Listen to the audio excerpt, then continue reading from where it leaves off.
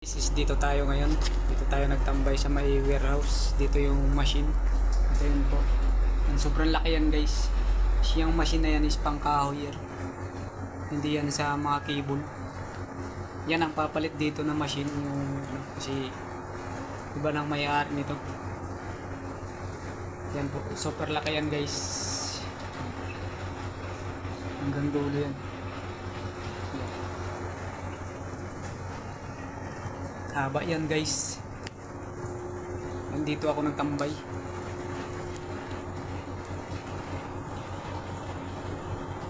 Hello sa mga sa mga nanonood.